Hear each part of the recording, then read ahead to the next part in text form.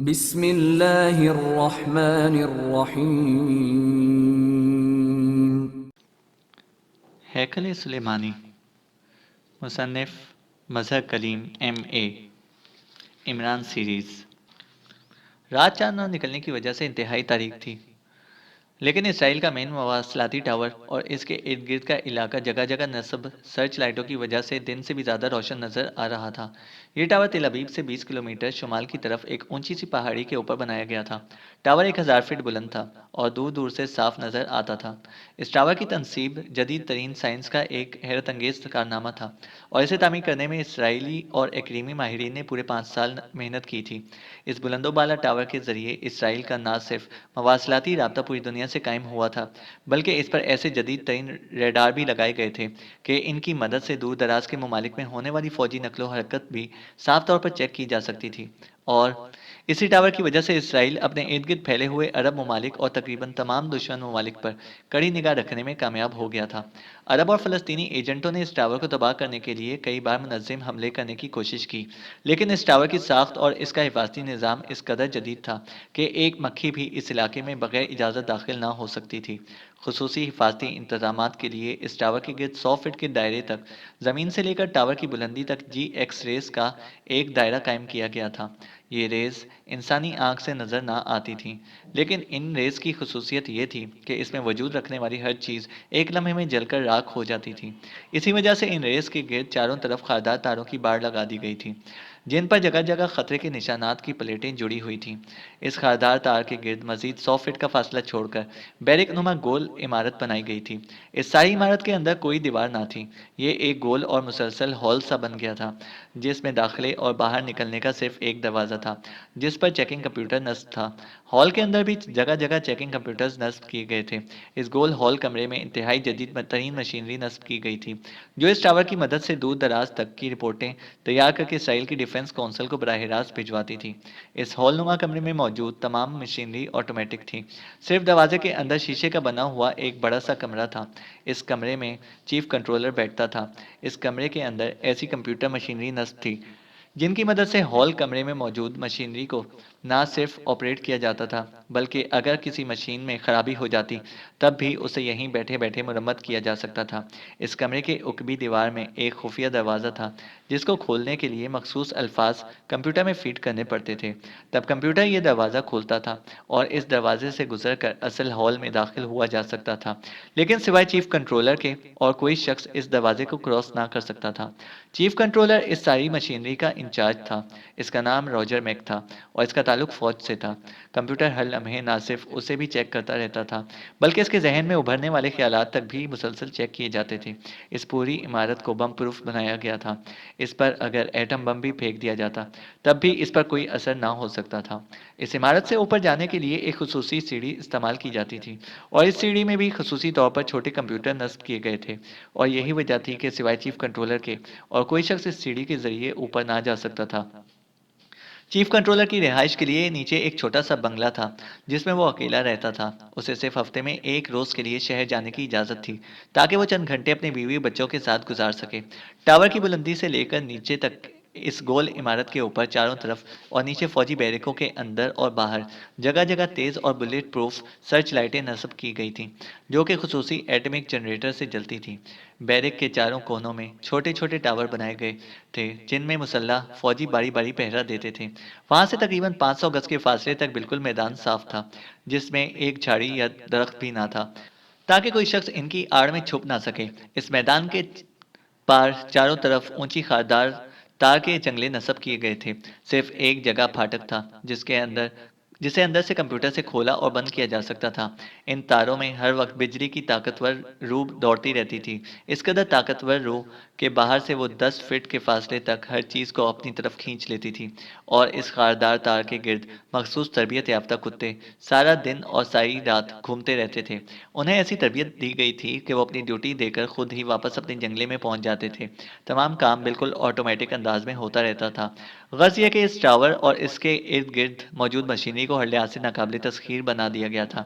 یہی وجہ تھی کہ شروع میں فلسطینی گوریلوں اور عرب ایجنٹوں نے اس پر حملہ کرنے کی کوشش کی، لیکن پھر وہ اسے ناقابل تسخیر سمجھ کر چھوڑ گئے اور اب کوئی ٹیڑھی آنکھ سے بھی ادھر دیکھنے کی جرت نہ کرتا تھا۔ ٹیلی فون کی گھنٹی کی آواز سنتے ہی بستر پر لیٹا ہوا چیف کنٹرولر روجر میک چونک کر اٹھ بیٹھا۔ وہ ابھی ابھی تمام چیکنگ کر کے اپنے کمرے میں آ کر دراز ہوا تھا۔ رات کے اس وقت ٹیلی فون کی گھنٹی نے اسی وجہ سے اسے چونکا دیا تھا کہ اس وقت اسے کسی ٹیلی فون کال کی آمد کی یکسر توقع نہ تھی۔ Yes chief controller telecommunication tower speaking, Roger Mac نے سخت لہجے میں کہا۔ میں CG1 بول رہا ہوں، آپ کو اطلاع دینی تھی۔ دوسری طرف سے ایک کرخت آواز ابھری۔ کیسی اطلاع؟ فرمائیے۔ روجر میک نے چونکتے ہوئے کہا۔ وہ نئے قائم کردہ CG ڈپارٹمنٹ سے اچھی طرح واقف تھا۔ یہ نیا ڈپارٹمنٹ ابھی حال ہی میں صدر مملکت کے خصوصی احکامات کے تحت قائم کیا گیا تھا اور اس کے ذمہ پورے ملک کے حساس مراکز کی نگرانی اور چیکنگ تھی۔ یہ ڈپارٹمنٹ براہ راست ریڈ آرمی کے تحت تھا۔ چونکہ ٹاور کے حفاظتی انتظامات پہلے ہی ایسے تھے کہ مزید نگرانی اور انتظامات کی قطعی کوئی گنجائش نہ تھی، اس لیے اس ڈپارٹمنٹ کی طرف سے یہاں کوئی ٹیم تو نہ بھیجی گئی تھی، لیکن صدر مملکت اور ڈیفنس کونسل کی طرف سے اسے CG1 کے تحت احکامات کی تعمیل کا پابند ضرور کر دیا گیا تھا۔ اس لیے CG1 کی کال سن کر اس نے مؤدبانہ لہجے میں جواب دیا تھا، ورنہ روجر میک اپنے حلقے میں بھوکی بلی کے نام سے مشہور تھا۔ وہ بات بات پر کاٹنے کو دوڑتا تھا اور بڑے بڑے افسر کی پرواہ نہ کرنے کا عادی تھا۔ ابھی ریڈ آرمی کے چیف کرنل فرینک نے اطلاع دی ہے کہ پاکستان سیکرٹ سروس تل ابھی پہنچنے میں کامیاب ہو گئی ہے، اس لیے تمام حساس مراکز کی نگرانی سخت کر دی گئی ہے۔ آپ بھی مزید محتاط ہو جائیں، CG1 نے کہا۔ آپ بھی کمال کرتے ہیں جناب، پاکستان سیکرٹ سروس اس ٹاور کا کیا بگاڑ سکتی ہے؟ ہاں اگر انہوں نے خودکشی کرنی ہے تو ضرور ادھر آ جائیں۔ آپ بے فکر رہیں جناب، یہاں تو ہوا بھی اندر داخل نہیں ہو سکتی، انسان تو ایک طرف رہا، روجر میک نے عادت کے مطابق سخت لہجے میں جواب دیتے ہوئے کہا۔ اسے در حقیقت CG1 کی اس اطلاع پر بے حد غصہ آیا تھا، لیکن عہدے کی مجبوری کی وجہ سے اس نے خون کے گھونٹ بھر لیے تھے۔ وہ ناممکن کو ممکن بنا دینے میں ہی مشہور ہیں پوری دنیا میں۔ مسٹر روجر میک، اگر ٹاور کے گرد کسی بھی مشکوک حرکت کی آپ کو اطلاع ملے تو آپ نے فوراً ہمیں اطلاع دینی ہے۔ اٹ از ڈیوٹی سمجھے۔ Okay good bye.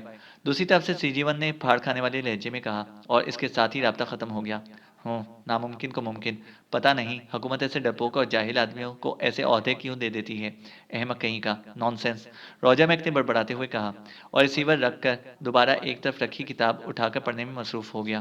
اور ابھی اسے پڑھتے ہوئے آدھا ہی گھنٹہ گزرا ہوگا کہ ٹیلی فون کی گھنٹی ایک بار پھر بج اٹھی۔ پھر کیا مصیبت آ گئی؟ ان کے اعصاب پر تو پاکستان سیکرٹ سروس سوار ہو گئی ہے، روجر میک نے غصیلے انداز میں کتاب ایک طرف رکھتے ہوئے کہا اور پھر ہاتھ بڑھا کر ٹیلی فون کا ریسیور اٹھا لیا۔ یس روجر میک، اس بار اس نے عہدہ بتانے کی بجائے صرف نام ہی بتانے پر اکتفا کیا۔ سر میں ٹونی بول رہا ہوں، چیکنگ پوسٹ نمبر 1 سے۔ جناب، 2 سیاہ رنگ کی جیپیں دور جھاڑیوں کے پیچھے آ کر رکی ہیں، ان میں سے کچھ افراد نکل کر جھاڑیوں کے پیچھے چھپ گئے ہیں، ان کی حرکات انتہائی مشکوک لگ رہی ہیں۔ چیکنگ پوسٹ نمبر 1 کے انچارج ٹونی کی آواز سنائی دی۔ کتنے فاصلے پر ہیں یہ لوگ؟ روجر میک نے منہ بناتے ہوئے پوچھا۔ تقریباً آدھا کلومیٹر کا فاصلہ ہے جناب، ٹونی نے جواب دیتے ہوئے کہا۔ تم نے شراب تو نہیں پی رکھی ہے احمق آدمی، نان سینس، الو، تمہیں معلوم ہے کہ ادھر آدھا کلومیٹر کے فاصلے پر ملٹری آپریشن فیلڈ ہے جہاں اکثر ملٹری فیلڈ پروگرام کرتی رہتی ہے، روجر میک نے گلا پھاڑتے ہوئے کہا۔ لیکن جناب ملٹری کے افراد کی حرکات تو ہم دیکھتے رہتے ہیں، یہ ان سے مختلف ہیں، ٹونی نے دبے لہجے میں کہا۔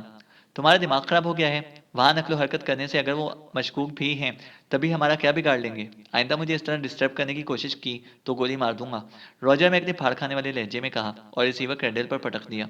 سب لوگ احمق ہوتے جا رہے ہیں، ڈرپوک، بزدل، روجر میک نے کہا اور کتاب ایک طرف پھینک کر اس نے ٹیبل لیمپ بند کیا اور آنکھیں بند کر لی۔ چند بار پہلو بدلنے کے بعد اس کی آنکھ لگ گئی اور کمرہ خراٹوں سے گونج اٹھا۔ تھوڑی دیر تک اس کے خراٹوں سے کمرہ گونجتا رہا، پھر یہ خراٹے یکلخ رک گئے اور اس نے آنکھیں کھول دی۔ وہ انتہائی ہوشیار نیند سونے کا عادی تھا، حالانکہ طبعی طور پر خراٹے گہری نیند کا نتیجہ ہوتے ہیں، لیکن روجر میک کی شروع سے یہی عادت تھی کہ وہ خراٹے لینے کے باوجود ہوشیار نیند سوتا تھا اور ذرا سی آہٹ پر جاگ پڑتا تھا۔ اب بھی اسے باہر کسی کے قدموں کی ہلکی سی آواز سنائی دی تھی اور اس کے حساس ذہن نے فوراً اسے بیدار کر دیا تھا۔ قدموں کی چاپ اب سنائی نہ دے رہی تھی، ہر طرف سکوت طاری تھا، لیکن روجر میک جانتا تھا کہ اس کے ذہن نے اسے غلط سجیسشن نہیں دی ہوگی۔ اس نے بڑی احتیاط سے ہاتھ بڑھایا اور پھر سائڈ ٹیبل پر رکھے ہوئے ریوالور کے دستے پر اس کی گرفت مضبوط ہو گئی۔ نائٹ بلب کی نیلی روشنی میں کمرے کی ہر چیز صاف دکھائی دے رہی تھی۔ روجر میک کی نظریں دروازے پر جمی ہوئی تھیں، چونکہ اسے کسی قسم کے خطرے کا کوئی احساس نہ تھا، اس لیے وہ دروازے اندر سے بند کرنے کا عادی نہ تھا، اور اب بھی وہ یہی سوچ رہا تھا کہ قدموں کی چاپ کس کی ہو سکتی ہے، کوئی غیر آدمی تو یہاں تک پہنچ ہی نہ سکتا تھا، لیکن کسی کو بھی یہ جرت کیسے ہو سکتی تھی کہ وہ اس طرح چوروں کی طرح اندر داخل ہو؟ کیا یہاں کوئی بک چکا ہے؟ روجر میک نے دلی دل میں سوچا اور اسی لمحے اس نے دروازے کے پٹ آہستہ سے کھلتے دیکھے۔ یوں لگ رہا تھا جیسے کوئی انتہائی احتیاط سے دروازہ کھول رہا ہو۔ روجر میک نے ہونٹ بھینچ لیے۔ چند لمحوں بعد دروازے کا ایک پٹ کھلا اور دوسرے لمحے ایک نسوانی آواز سنائی دی، اور روجر میک یہ آواز سنتے ہی بوکھلاہٹ بھرے انداز میں اچھل کھڑا ہوا۔ سنو، تم دونوں نے یہاں ایسی حرکات کرنی ہے جیسے تم مشکوک افراد ہو۔ ریڈ آرمی لازمن تمہیں چیک کرے گی اور ہو سکتا ہے کہ ریڈ بھی کرے۔ جیسے ہی اس کا ریڈ ہو تم نے نکل جانا ہے، لیکن اس وقت تک تم دونوں نے انہیں الجھائے رکھنا ہے۔ عمران نے اپنی اور ٹائیگر کی قد و قامت کے 2 ارب نوجوانوں سے مخاطب ہو کر کہا۔ ازبیلا کے کانوں سے اترے ہوئے رنگ اس کے ہاتھ میں تھے۔ جناب، اب بھی تو چیکنگ ہو رہی ہوگی، ایک عرب نوجوان نے مؤدبانہ لہجے میں کہا۔ نہیں، جب تک میں ان رنگوں میں موجود مائکرو ٹیلی سسٹم آن نہیں کروں گا، انہیں یہاں کے بارے میں معلومات نہیں ہوں گی۔ بے فکر رہو، میں چاہتا ہوں کہ تم ریڈ آرمی کو اس طرح الجھائے رکھو کہ وہ کسی اور طرف متوجہ ہی نہ ہو سکے، عمران نے مسکراتے ہوئے کہا۔ عمران اور ٹائیگر نے گولڈن بار سے نکلنے کے بعد حارث کے نائب ابو رزاق کی مدد سے یہ کھوٹی حاصل کی اور ریڈ فائر کے 2 ایسے نوجوانوں کو طلب کیا جو بالکل عمران اور ٹائیگر کی قد و قامت کے ہوں۔ جولیا اور اس کے ساتھی دوسرے مقام پر تھے اور عمران نے یہاں پہنچتے ہی حارث کے نائب ابو رزاق کی مدد سے اپنا پہلا ٹارگٹ منتخب کر لیا تھا۔ تل ابھی پہنچتے ہی عمران نے شاکر سرات کے کہنے کے مطابق براہ راست حارث سے بات کی اور اس نے عمران کو بتایا کہ گولڈن بار کا یعقوب کانڈی یہاں اس کا 2 نمبر ہے، وہ سارے انتظامات بھی کرے گا اور اس کے پاس ڈیفنس لیبارٹری اور ڈیفنس اسٹور نمبر 1 کے نقشے بھی موجود ہیں۔ عمران نے حارث سے کہہ کر ایک خفیہ کوٹھی کا بندوبست براہ راست کرایا جس کا تعلق یعقوب کانڈی سے نہ تھا، کیونکہ باتوں باتوں میں حارث نے اسے بتایا تھا کہ ریڈ آرمی کا کرنل مورگن ایک بار یعقوب کانڈی سے مشکوک ہو چکا ہے، لیکن یعقوب کانڈی نے اسے اپنی عیاری سے اسے ڈوج دے دیا تھا۔ اس وقت کرنل فرینک بھی کرنل مورگن کے ساتھ تھا۔ اسی بات سے عمران ذہنی طور پر کھٹک گیا تھا، کیونکہ وہ ریڈ آرمی کے اصولوں کو اچھی طرح جانتا تھا۔ وہ مشکوک افراد کو ڈھیل دینا تو جانتے ہی نہ تھے۔ یہی وجہ تھی کہ اس نے یعقوب کانڈی سے ہٹ کر اپنی رہائش کا بندوبست کیا تھا اور اس نے حارث کو کہہ دیا تھا کہ وہ یعقوب کانڈی کو پہلے چیک کرے گا، پھر اس سے مزید بات چیت ہوگی۔ حارث نے اسے بہت یقین دلایا کہ یعقوب کانڈی ان کا خاص آدمی ہے، لیکن ظاہر ہے کہ عمران اس کی بات اتنی آسانی سے کہاں ماننے والا تھا۔ اس کی اب تک کی کامیابی کا راز تو اسی طرح کی احتیاطوں میں ہی تھا۔ چنانچہ وہی ہوا۔ عمران صرف ٹائیگر کو ہمراہ لے کر گولڈن بار پہنچا اور پھر اس کی تیز نظروں نے چند ہی لمحوں میں بار کی نگرانی پر موجود افراد کو چیک کر لیا اور اس کے بعد ازبیلا کی نظروں نے سارا بھانڈا پھوڑ دیا۔ لیکن عمران بہرحال اس سے نقشے حاصل کرنا چاہتا تھا، اس لیے اس نے اس وقت تک یعقوب کانڈی پر شک ظاہر نہ کیا جب تک وہ نقشے کے اس کے پاس نہ پہنچ گئے۔ اسے معلوم تھا کہ یہ نقشے کسی حد تک درست ہوں گے، کیونکہ اعتماد قائم کرنے کے لیے ایسے حربے اختیار کیے جاتے ہیں۔ خطرہ انہیں اس لیے نہ تھا کہ وہاں تک کسی کے پہنچنے سے پہلے ہی یعقوب کانڈی کی مدد سے وہ گروپ کو ختم کر دیتے، اس طرح ان نقشوں کو استعمال کرنے کی نوبت ہی نہ آتی۔ عمران اور ٹائیگر کے بار سے اس طرح نکلے کہ کسی کو ان پر شک نہ ہو سکا، اور پھر عمران نے پبلک فون بوتھ سے حارث کو فون کر کے ساری صورتحال ڈسکس کی تو حارث کی آواز بری طرح کانپنے لگ گئی۔ اس کے شاید تصور میں بھی نہ تھا کہ یعقوب کانڈی جیسا آدمی بھی غدار ہو سکتا ہے۔ بہرحال حارث نے اسے دوسرے آدمی کا پتہ دیا۔ یہ ابو رزاق تھا، ریڈ فائر کے ایک اور گروپ کا انچارج، جو یعقوب کانڈی سے بھی خفیہ تھا۔ اور پھر ابو رزاق کی مدد سے عمران نے یہ کوٹھی اور 2 ارب نوجوان حاصل کیے اور اب انہیں اپنی جگہ پر چھوڑ کر وہ ریڈ آرمی کو اس وقت تک الجھانا چاہتا تھا جب تک وہ اپنا پہلا مشن مکمل نہ کر لیتے۔ اس پہلے مشن کے متعلق بھی باتوں باتوں میں اسے ابو رزاق سے پتہ چلا تھا اور یہ ٹارگٹ اسے بے حد پسند آیا تھا۔ چنانچہ اب یہاں سے نکل کر اس کا پروگرام ابو رزاق سے ذاتی طور پر مل کر اس ٹارگٹ کے متعلق مزید تفصیلات حاصل کرنا تھا۔ چنانچہ ان دونوں نوجوانوں کو رنگز کا سسٹم آن کرنے کے متعلق سمجھا کر عمران اور ٹائیگر کوٹھی سے باہر آ گئے۔ عمران نے انہیں بتا دیا تھا کہ جب تک وہ فون نہ کرے وہ اس رنگ کا سسٹم آن نہ کرے۔ وہ زیادہ سے زیادہ وقت حاصل کرنا چاہتا تھا۔ کوٹھی سے نکلنے کے بعد ٹائیگر اور عمران اس کار میں بیٹھ کر جس میں دونوں نوجوان آئے تھے ابو رزاق کے پاس پہنچ گئے۔ ابو رزاق کی بظاہر جنرل اسٹور کی ایک بہت بڑی دکان تھی۔ وہ اپنے قد و قامت اور حلیے سے صرف کاروباری آدمی نظر آتا تھا، لیکن اس کی آنکھوں میں موجود تیز چمک اور فراخ پیشانی بتا رہی تھی کہ وہ بے حد پھرتیلا اور ذہین آدمی ہے۔ ہاں تو ابو رزاق، اب تم تفصیل سے بتاؤ کہ یہ ٹاور کیا ہے اور اس کی تفصیلات کیا ہیں؟ عمران نے دکان کے پیچھے بنے ہوئے ابو رزاق کے دفتر میں بیٹھتے ہوئے پوچھا۔ ابو رزاق سے پہلے بھی اس کی ملاقات ہو چکی تھی جب وہ اپنی پہلی مہم ناقابل تسخیر مجرم کے سلسلے میں تل ابیب آیا تھا۔ اس وقت فلسطینی تنظیم کا لیڈر ابو صالح تھا اور ابو رزاق اس کا نائب تھا۔ عمران صاحب، یہ ٹاور ناقابل تسخیر ہے، آپ اس کا خیال چھوڑ دیں۔ ہم اس ٹاور کی وجہ سے اب تک سینکڑوں قیمتی آدمی ضائع کر بیٹھے ہیں، ابو رزاق نے سنجیدہ لہجے میں کہا۔ چلو، اب اگر بے قیمت آدمی ضائع ہو جائیں تو کوئی فرق نہیں پڑے گا، تم تفصیل بتاؤ اور سنو، میرے پاس اتنا وقت نہیں ہے کہ میں یہاں آ کر ہدایت نام کی چیزیں سنتا رہوں۔ عمران کا لہجہ قدرے تلخ ہو گیا۔ ٹھیک ہے جناب، جیسا آپ مناسب سمجھیں، ابو رزاق نے مزید سنجیدہ ہوتے ہوئے کہا، اور پھر اس نے میز کی دراز سے ایک پیڈ نکالا اور اس کے خالی کاغذ پر اس نے باقاعدہ نقشہ بنا کر ٹاور کے متعلق پوری تفصیلات عمران کو سمجھانا شروع کر دی۔ عمران اور ٹائیگر خاموش بیٹھے غور سے یہ باتیں سن رہے تھے۔ ٹائیگر کے چہرے پر اور آنکھوں میں شدید حیرت کے آثار نمایاں تھے، جبکہ عمران کا چہرہ بالکل سپاٹ تھا۔ حیرت ہے، اس قدر حفاظتی انتظامات، ٹائیگر نے بڑبڑاتے ہوئے کہا۔ ابو رزاق اس وقت تفصیلات بتا کر خاموش ہو چکا تھا۔ یہ سب تفصیلات تمہیں کیسے معلوم ہوئیں؟ عمران نے کاغذ اٹھا کر اسے طے کرتے ہوئے پوچھا۔ سب سے پہلے میں نے اسے تسخیر کرنے کے لیے مشن ترتیب دیا تھا اور میں نے اس کے لیے بڑی بھاگ دوڑ کر کے تفصیلات جمع کی تھی، لیکن یہ مشن کیا، اس کے بعد بے شمار مشن بری طرح ناکام ہو گئے اور آخر کار ہم نے اسے تسخیر کرنے کا خیال تک دل سے نکال دیا۔ یہ تو نہ جانے کس طرح باتوں باتوں میں آپ سے اس ٹاور کا ذکر نکل آیا، ابو رزاق نے کہا۔ تم نے اچھا کیا کہ مجھ سے ذکر کر دیا۔ یہ ٹاور اسرائیل کے لیے ڈیفنس لیبارٹری اور ڈیفنس اسٹور نمبر 1 سے بھی زیادہ اہم ہے، اور ان دونوں مقامات کے متعلق چونکہ وہ پہلے ہی خبردار ہو چکے ہیں، اس لیے ظاہر ہے کہ وہاں انہوں نے مزید اقدامات کر رکھے ہوں گے۔ اس لیے اگر ہم پہلے ٹاور اڑا دیں تو پوری اسرائیلی انتظامیہ شدید بھونچال کی زد میں آ جائے گی۔ عمران نے کاغذ طے کر کے جیب میں ڈالتے ہوئے جواب دیا۔ لیکن عمران صاحب، یہ ہوگا کیسے؟ ابو رزاق نے حیرت بھرے لہجے میں پوچھا۔ اس کا شاید خیال تھا کہ تفصیلات سننے کے بعد عمران لازماً اس کا ارادہ ترک کر دے گا۔ جیسے ہوگا تمہارے سامنے ہوگا۔ یہ بتاؤ، اگر میں کچھ سامان حاصل کرنا چاہوں تو مل جائے گا؟ عمران نے مسکراتے ہوئے پوچھا۔ جو میسر ہوگا جناب، وہ تو لازماً مل جائے گا، ابو رزاق نے کہا۔ عمران نے پیڈ اپنی طرف کھسکا کر اس پر سامان کی فہرست لکھنا شروع کر دی۔ جب اس نے فہرست کے نیچے لکیر ڈالی تو ابو رزاق بول پڑا۔ بالکل جناب، یہ سامان مل جائے گا، لیکن یہ سدایا ہوا لنگور؟ ابو رزاق نے حیرت بھرے لہجے میں پوچھا۔ یہ منصوبے کے لیے بے حد ضروری ہے، اس کا ٹرینر بھی ساتھ ہونا چاہیے۔ اور سنو، چیف کنٹرولر کی بیوی اور بچوں کے متعلق تمہارے پاس کوئی تفصیلات ہیں؟ عمران نے پوچھا۔ بالکل جناب، ابو رزاق نے کہا، اور پھر وہ ان کے متعلق تفصیلات بتانے لگا۔ اوکے، تم یہ سامان لے کر کوٹھی میں آ جاؤ، ہم لوگ وہیں جا رہے ہیں، عمران نے اٹھتے ہوئے کہا، اور ابو رزاق نے سر ہلا دیا اور پھر وہ انہیں باہر تک چھوڑنے میں آیا۔ عمران صاحب، آخر آپ نے سوچا کیا ہے؟ سامان سے تو کوئی خاص بات ظاہر نہیں ہو رہی، ٹائیگر نے کار چلاتے ہوئے پوچھا۔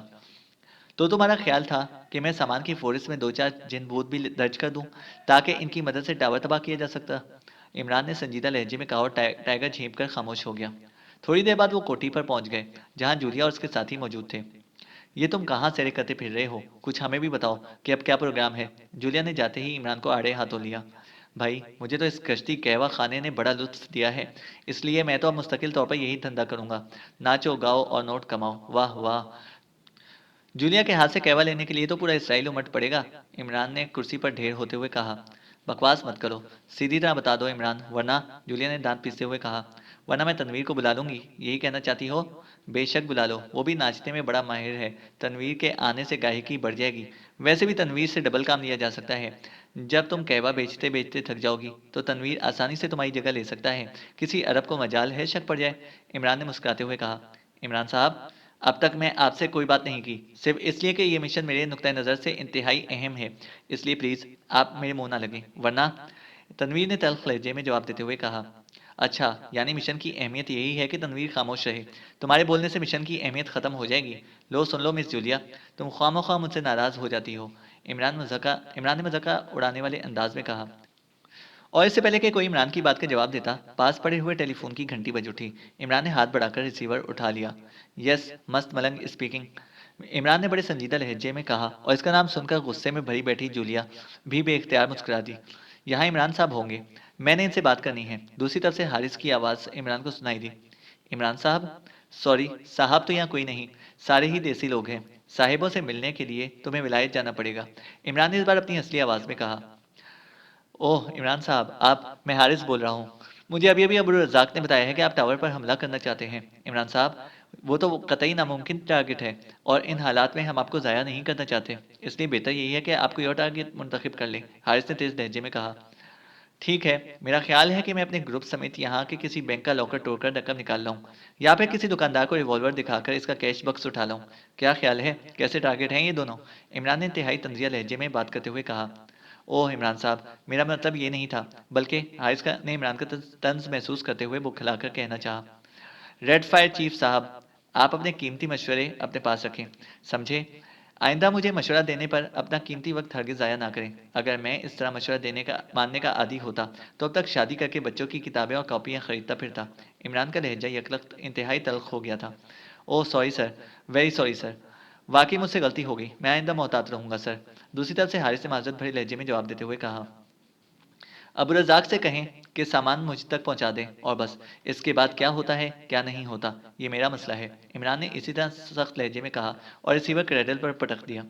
یہ ٹاور کا کیا مسئلہ ہے؟ جولیا نے پوچھا، اور عمران نے سر ہلاتے ہوئے جیب سے ابو رزاق والا کاغذ نکالا اور ان کے سامنے بچھا کر ساری تفصیلات بتانے لگا۔ اوہ، پھر تو یہ حارث صاحب ٹھیک کہہ رہے تھے، یہ مشن نہیں خودکشی ہے، جولیا نے منہ بناتے ہوئے کہا۔ سنو جولیا، آئندہ ایسی بات کم از کم میرے سامنے منہ سے نہ نکالنا۔ تم ایکس 2 کی نائب اور سیکرٹ سروس کی سیکنڈ چیف ہو، میں تو بہرحال باہر کا آدمی ہوں، لیکن مجھے اتنا معلوم ہے کہ ایکس 2 اگر تمہاری یہ بات سن لیتا تو پھر شاید تنویر بھی تمہیں اس کے عتاب سے نہ بچا سکتا۔ ہم یہاں گھوڑیاں کھیلنے کے لیے نہیں آئے، اسرائیل کو ناک ڈاؤن کرنے کے لیے آئے ہیں۔ اسرائیل کو اپنی طاقت پر گھمنڈ ہے اور ہم نے اس کی طاقت کے اس گھمنڈ کو توڑنا ہے۔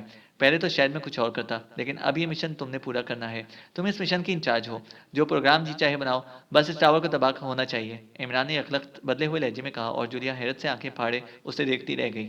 آئی ایم سوری، یہ کام مجھ سے نہ ہو سکے گا، ایکس 2 نے تمہیں ہمارا لیڈر بنا کر بھیجا ہے، اس لیے تم ہی ہمیں لیڈ کرو گے۔ جولیا نے چند لمحے خاموش رہنے کے بعد کہا اور عمران بے اختیار مسکرا دیا۔ مطلب یہ کہ بینڈ ماسٹر میں ہی بنوں، تم صرف بس باجے بجاتے رہ جاؤ؟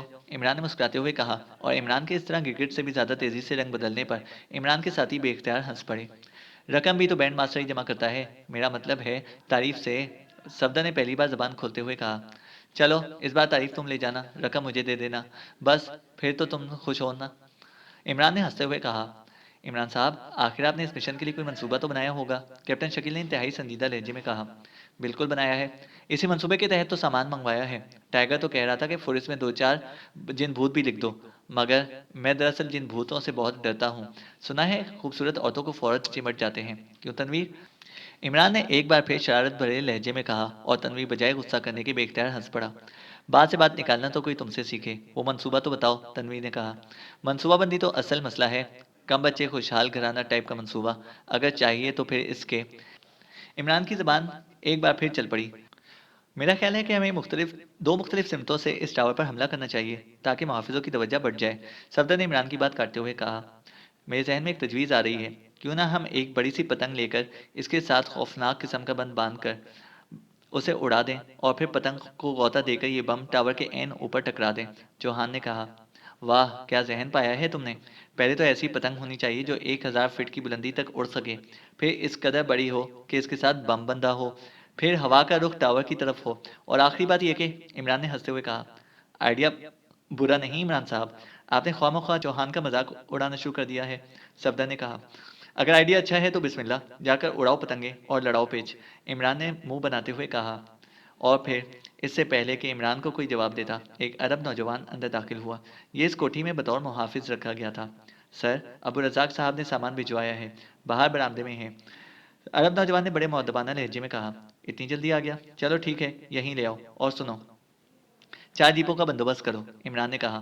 ہو جائے گا سر، عرب نوجوان نے کہا اور تیزی سے واپس مڑ گیا۔ تھوڑی دیر بعد 2 اور عرب نوجوان 2 بڑے بڑے تھیلے اٹھائے اندر داخل ہوئے، جبکہ تیسرے نے ایک بڑا پنجرا اٹھا رکھا تھا جس میں سیاہ رنگ کا ایک بڑا لنگور بیٹھا ہوا تھا۔ ارے یہ لنگور، یہ کیوں منگوایا ہے؟ پاکستان سیکرٹ سروس کے تقریباً سارے ممبران نے ہی بیک زبان ہو کر کہا۔ میں نے سوچا کہ بس اس کی کمی رہ گئی ہے ٹیم میں، وہ پوری ہو جائے گی، عمران نے کہا اور کمرہ بے اختیار کہکہوں سے گونج اٹھا۔ ابو رزاق کہاں ہیں؟ عمران نے پوچھا۔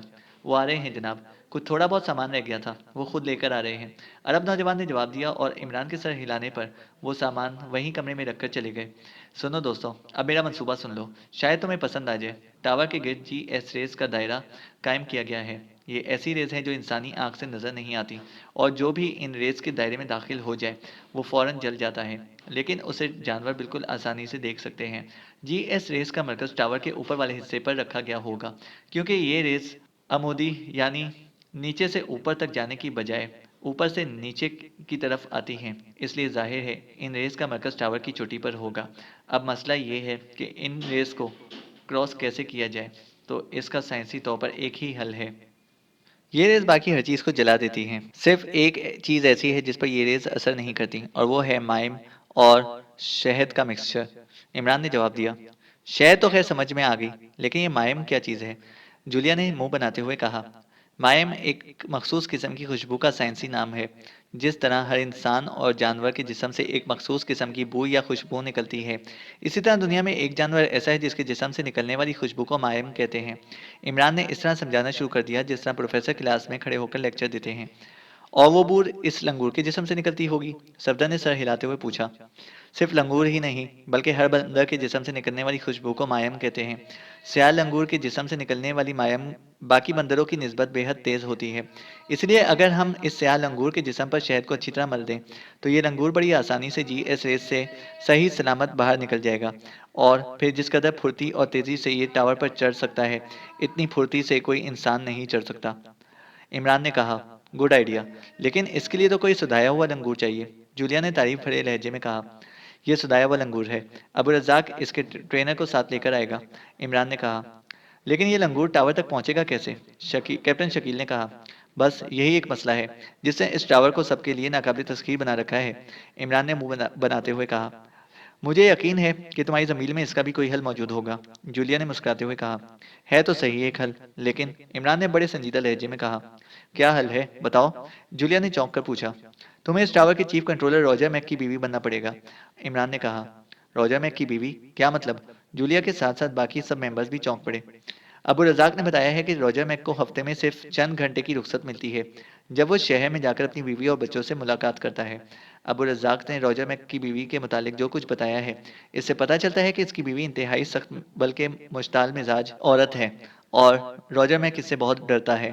یہی وجہ ہے کہ وہ جان بوجھ کر صرف چند گھنٹوں کے لیے بیوی بچوں کے پاس جاتا ہے، اور اس کی بیوی کی سخت مزاجی سے ٹاور کا تمام عملہ نہ صرف واقف ہے، بلکہ وہ بھی اس کے غصے سے بے حد ڈرتے ہیں، اور اکثر رات کو اس کی بیوی خود ٹاور پہنچ جاتی ہے۔ اسے شک ہے کہ روجر عیاش آدمی ہے، اور اس نے وہاں ٹاور میں عورتیں رکھی ہوئی ہیں، اور جب بھی روجر میک کی بیوی وہاں پہنچتی ہے، وہ لوگ اسے ڈر کے مارے خود ہی روجر میک کے کمرے میں بھیج دیتے ہیں، تاکہ وہ خود چھاپا مار کر دیکھ سکے کہ روجر میک کیا کر رہا ہے۔ روجر میک کی بیوی کے متعلق تفصیلات معلوم ہونے سے پہلے میرا منصوبہ کچھ اور تھا، لیکن ان تفصیلات کے سامنے آنے کے بعد میں نے اپنا منصوبہ بدل لیا ہے۔ کمپیوٹر چیکنگ وغیرہ سب پہاڑی پر موجود عمارت اور ٹاور تک ہی محدود ہے، نیچے سخت چیکنگ نہیں ہے۔ بس کمپیوٹر سے کھلنے والا گیٹ، بجلی کی طاقتور رو اور کتے ہیں، اس لیے تم آسانی سے روجر میک تک پہنچ جاؤ گی۔ عمران نے تفصیلات بتاتے ہوئے کہا، ٹھیک ہے، پہنچ گئی پھر؟ جولیا نے ایک طویل سانس لیتے ہوئے کہا، اس عمارت میں 50 مسلح افراد ہیں، جن میں سے 16 افراد چیکنگ ٹاورز پر ہیں اور باقی 34 بیرکوں میں رہتے ہیں۔ تم نے روجر میک پر جا کر چڑھائی کر دینی ہے اور اسے بتانا ہے کہ تمہارا ایک آدمی تمہارا پیغام لے کر تھوڑی دیر پہلے گھر آیا اور اس نے دست درازی کرنے کی کوشش کی، اور تمہارے دفاع کرنے اور چیخنے پر وہ بھاگ گیا۔ تم صرف اسے شکل سے پہچانتی ہو، اور یہی بہانہ بنا کر تم سب کو وہاں اکٹھا کر لینا۔ روجر جیسے آدمی ایسے معاملات میں خاصے بیوقوف ہوتے ہیں، وہ لازماً سب کو اکٹھا کرے گا، پھر ان 50 افراد اور روجر کا خاتمہ تمہارا کام ہوگا۔ عمران نے کہا، 50 افراد کا خاتمہ؟ وہ کیسے؟ کیا مجھے ان پر بم برسانا پڑے گا؟ لیکن بم تو ظاہر ہے گیٹ پر ہی چیک ہو جائے گا۔ جولیا نے چونکتے ہوئے پوچھا، تمہیں بم مارنے کی کیا ضرورت ہے؟ بس مسکرا دینا، سبھی ڈھیر ہو جائیں گے۔ عمران کی زبان ایک بار پھر پٹری سے اتر گئی اور جولیا نے تیزی سے اپنی جوتی کی طرف ہاتھ بڑھایا۔ ارے ارے رکو، ابھی نہیں، ریہرسل کی ضرورت نہیں، میں تو بڑا فرمانبردار قسم کا شوہر، اوہ سوری، بندہ ہوں، یہ کاروائی روجر میک کے لیے رہنے دو۔ عمران نے بڑے بکھلائے ہوئے لہجے میں کہا، تو پھر سیدھی طرح بکواس کرتے رہو، جولیا نے پھنکارتے ہوئے کہا۔ لو بھائی صفدر، اب بکواس بھی سیدھی اور ٹیڑھی ہونے لگ گئی ہے۔ بکواس تو ہوتی ہی ٹیڑھی ہے، بالکل تنویر کے چوکھٹے کی طرح۔ عمران نے کہا، تم پھر بکواس پر اتر آئے؟ تنویر نے غصیلے لہجے میں کہا، اچھا اب سمجھا، تو یہ بکواس کوئی رن وے ٹائپ کی چیز ہے جس پر اترا بھی جا سکتا ہے، اور جولیا کا مطلب ہوگا کہ سیدھی بکواس یعنی سیدھے رن وے پر اترا جائے۔ عمران کسی بطور بھی دوبارہ پٹری پر نہ چڑھ رہا تھا۔ پلیز عمران صاحب، معاملہ بے حد سنجیدہ ہے، صفدر نے سنجیدہ لہجے میں کہا۔ اچھا کمال ہے، یہاں تک نوبت پہنچ گئی اور مجھے خبر بھی نہ ہوئی، یعنی تمہارے معاملات سنجیدگی کی حد تک پہنچ گئے ہیں۔ واہ، پھر تو جلد ہی بینڈ باجا اور پھر بچوں کی ٹیاؤں ٹیاؤں۔ عمران بھلا اتنی آسانی سے کہاں باز آنے والا تھا؟ لیکن اسی لمحے وہی پیرا عرب نوجوان اندر داخل ہوا۔